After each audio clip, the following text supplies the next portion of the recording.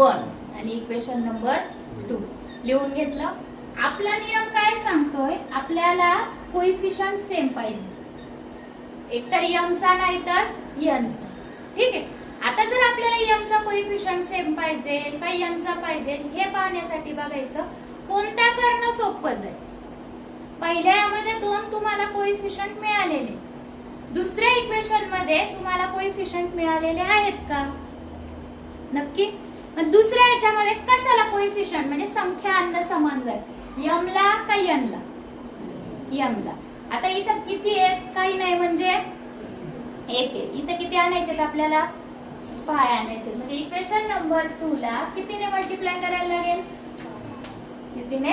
5. बोला पटकन. 5 ब्रॅकेट मध्ये m - 6n -7 इक्वेशन नंबर 2. हे लिहित चला बरं काय, मी कायम म्हणते ह्या छोट्या छोट्या गोष्टी आहेत की ज्या करायच्याच आहेत. ठीक आहे. बोला. 5 multiply by m 5m - 30n -35 equation number 3. ठीक आहे. आता कोणत्या आणि कोणत्या इक्वेशनचं काय करायचं? इक्वेशन नंबर 2 घ्यायचंय का आपल्या ह्याच्यामध्ये? आता इक्वेशन कोणतं? 1 आणि इक्वेशन नंबर 3. इक्वेशन 1 आणि इक्वेशन नंबर 3 पाहिलं तर 5m ला पण प्लस साइन आहे, 5m ला पण प्लस साइन. सेम साइन इक्वेशनची काय होते? काय होते? काय होते? सबट्रॅक्शन. बोला. 5m - 3n -90. 5m -35 equation number 1 आणि इक्वेशन नंबर मिळालं. काय करायची त्यांची? सबट्रॅक्शन. म्हणजे साइन काय झाले? चेंज. ठीक आहे. बोल.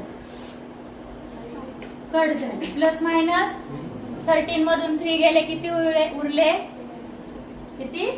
27n प्लस 27 का minus 27 is equal two plus. आता इथं तर प्लस प्लस प्लसच झाले. 9 + 5 किती आले?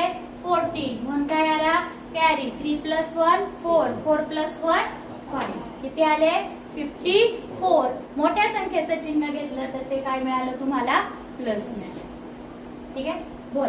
n = 54. हे 27 इथे मल्टिप्लायला, इकडे आल्यावर आले डिव्हिजनला. 27 एके 27, 27 दुने 54. n = किती मिळाला तुम्हाला? आता सांगा n = 2 14 कोणत्या इक्वेशन मध्ये टाकता बाळांनो? 1 मध्ये का 2 मध्ये का 3 मध्ये? 3 मध्ये टाकू का? टाकू शकते. फक्त काय होतील? कॅल्क्युलेशन वाढतील, बाकी काहीच नाही. जर इक्वेशन नंबर 1 आणि 2 किंवा 3 बघितलं तर कोणतं तुम्हाला जरा सोपं वाटतंय? सगळंच मायनस आहे. पण छोटे अंक कशात आहेत? कशात आहेत? 1 मध्ये का 2 मध्ये? 2 मध्ये. म्हणजे कशामध्ये टाका? 2 मध्ये. बोला. m = -7 equation number. ठीक आहे. सांगा मग. m - 6 ब्रॅकेट मध्ये 2 = -7 आवाज. हा plus m = minus plus minus plus minus. 12तून 7 गेले, किती उरले? किती उरले? 5. येणाऱ्या उत्तराला मोठी संख्या कोणती आहे? 12ला कोणतं चिन्ह आहे? म्हणजे याला पण कोणतं चिन्ह झालं? बोला.